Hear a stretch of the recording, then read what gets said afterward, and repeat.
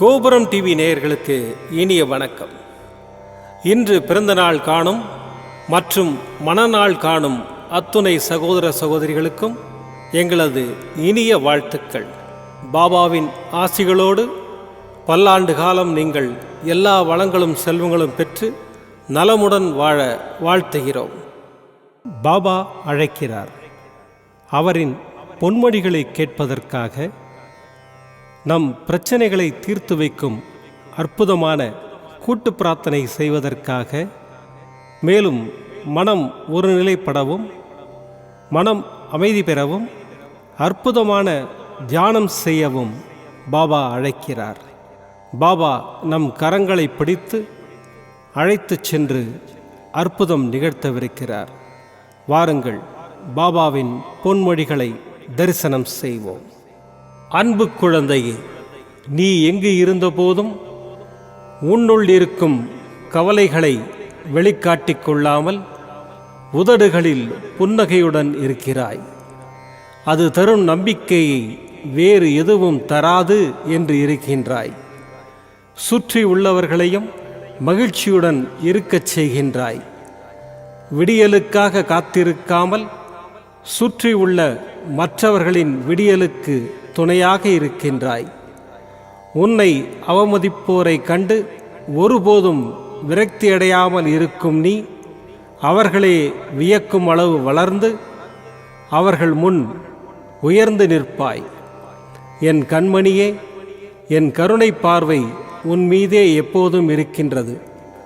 பயமின்றி உன் இலக்குகளை நோக்கி போய்கொண்டிரு. உன் அப்பா சாய் இருக்கிறேன், கவலைப்படாதே. ஓம் ஸ்ரீ சாய்ராம். பாபாவின் அற்புதமான பொன்மொழிகளை தரிசனம் செய்தோம். அடுத்த நிகழ்வு கூட்டு பிரார்த்தனை. நம் மனநலன் சார்ந்த பிரச்சனைகளுக்காகவும் உடல் நலன் சார்ந்த பிரச்சனைகளுக்காகவும் மற்றும் நம் அனைத்து விதமான பிரச்சனைகளுக்காகவும் சாய்நாதரிடம் கூட்டு பிரார்த்தனை செய்வோம். வாருங்கள், இந்த அற்புதமான கூட்டு பிரார்த்தனையை செய்வோம். பிரார்த்தனாஷ்டகம். 8 பிரார்த்தனைகள். சாந்தமான மனம் கொண்ட சாயிநாதரே, அறிவின் சிகரமே, அன்புள்ளம் கொண்டவரே, கருணை கடலே, உண்மையின் இருப்பிடமே, மாயை என்னும் இருளை அகற்றுபவரே, ஜாதி மத பேதங்களுக்கு அப்பாற்பட்டவரே, எங்களின் புரிந்து கொள்ளும் திறமைக்கு அப்பாற்பட்டவரே, அன்பின் இருப்பிடமே, ஷீரடி வாழ் இறைவனே, என்னை காப்பாற்றும், என்னை காப்பாற்றும். ஞான சூரியனே, ஞானத்தை வழங்குபவரே, பக்தர்களின் மனங்களில் உலவிடும் பரமஹம்சரே, அனைத்து நன்மைகளுக்கும் காரணமானவரே, தங்களை சரணடைந்தவரை காப்பவரே, படைக்கும் தொழில் புரியும் பிரம்மாவும் காக்கும் கடவுளான விஷ்ணுவும் நீங்களே.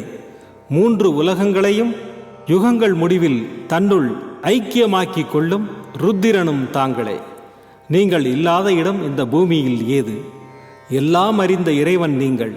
எங்கள் எல்லோரின் இதயங்களிலும் வசிப்பவரும் நீங்களே. எனது எல்லா குற்றங்களையும் மன்னிக்க வேண்டும் என்று வேண்டி கேட்டுக்கொள்ளுகின்றேன். அலை அலையாய் தொடர்ந்து வரும் சந்தேகங்களையும் மனமயக்கங்களையும் போக்குவீராக. நீங்கள் கோமாதா, நான் பிறந்த இளங்கன்று. நீங்கள் சந்திரன், நான் சந்திரகாந்த கல். தங்கள் பாதங்கள் கங்கை நதி. பணிவுடன் இந்த தாசன் உங்கள் பாதங்களில் தலை வணங்குகிறேன்.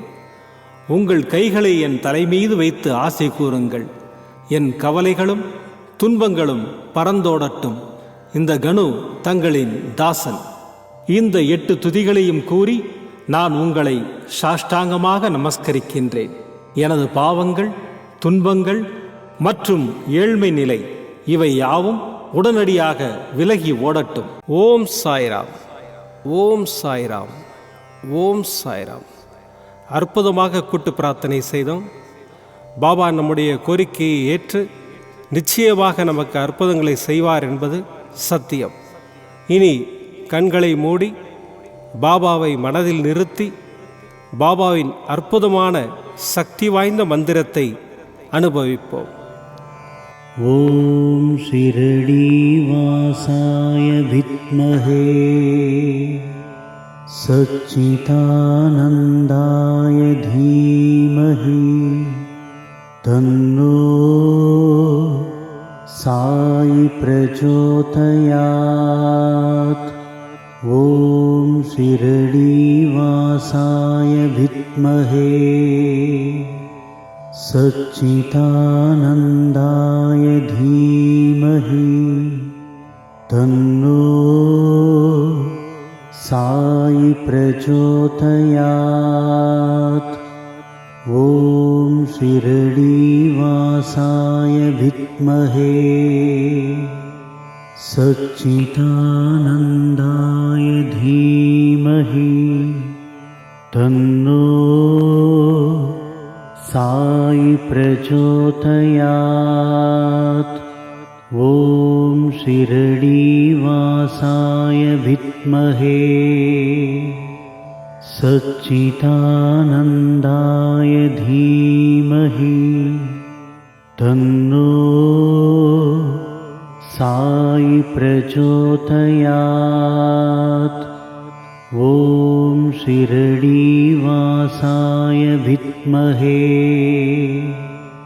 सच्चिदानन्दाय धीमहि तन्नो साई प्रचोदयात्। ॐ शिरडीवासाय विद्महे सच्चिदानन्दाय धीमहि तन्नो साई प्रचोदयात्। ॐ शिरडीवासाय विद्महे सच्चिदानन्दाय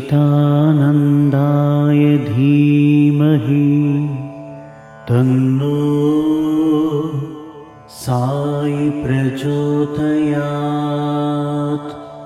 ॐ शिरडीवासाय विद्महे सच्चिदानन्दाय धीमहि तन्नो साई प्रचोदयात्।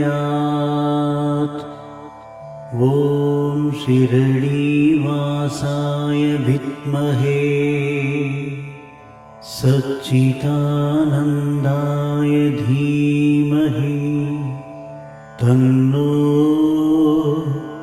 साई प्रचोदयात्। ॐ शिरडीवासाय विद्महे सच्चिदानन्दाय धीमहि तन्नो साई प्रचोदयात्। ॐ शिरडीवासाय विद्महे सच्चिदानन्दाय धीमहि तन्नो साई प्रचोदयात्।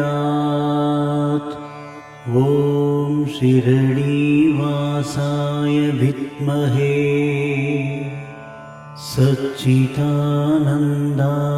धीमहि तन्नो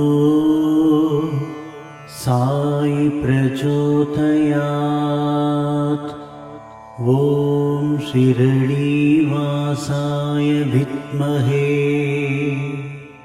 सच्चिदानन्दाय धीमहि तन्नो साई प्रचोदयात्। ॐ शिरडीवासाय विद्महे सच्चिदानन्दाय धीमहि तन्नो साई प्रचोदयात्। ॐ शिरडीवासाय विद्महे सच्चिदानन्दाय धीमहि तन्नो साई प्रचोदयात्। ॐ शिरडीवासाय विद्महे सच्चिदानन्दाय धीमहि तन्नो साई प्रचोदयात्। ॐ शिरडीवासाय विद्महे सच्चिदानन्दाय धीमहि तन्नो साई प्रचोदयात्। ॐ शिरडीवासाय विद्महे सच्चिदानन्दाय धीमहि तन्नो साई प्रचोदयात्। ॐ शिरडीवासाय विद्महे सच्चिदानन्दाय धीमहि तन्नो साई प्रचोदयात्। ॐ शिरडीवासाय विद्महे सच्चिदानन्दाय धीमहि तन्नो साई प्रचोदयात्। ॐ शिरडीवासाय विद्महे सच्चिदानन्दाय धीमहि तन्नो साई प्रचोदयात्। ॐ शिरडीवासाय विद्महे सच्चिदानन्दाय धीमहि तन्नो साई प्रचोदयात्। ॐ शिरडीवासाय विद्महे सच्चिदानन्दाय धीमहि तन्नो साई प्रचोदयात्। ॐ शिरडीवासाय विद्महे सच्चिदानन्दाय धीमहि तन्नो साई प्रचोदयात्। ॐ शिरडीवासाय विद्महे सच्चिदानन्दाय धीमहि तन्नो साई प्रचोदयात्। ॐ शिरडीवासाय विद्महे सच्चिदानन्दाय धीमहि तन्नो साई प्रचोदयात्। ॐ शिरडीवासाय विद्महे सच्चिदानन्दाय धीमहि तन्नो साई प्रचोदयात्। ॐ शिरडीवासाय विद्महे सच्चिदानन्दाय धीमहि तन्नो साई प्रचोदयात्। ॐ शिरडीवासाय विद्महे सच्चिदानन्दाय धीमहि तन्नो साई प्रचोदयात्। ॐ शिरडीवासाय विद्महे सच्चिदानन्दाय धीमहि तन्नो साई प्रचोदयात्। ॐ शिरडीवासाय विद्महे सच्चिदानन्दाय धीमहि तन्नो साई प्रचोदयात्। ॐ शिरडीवासाय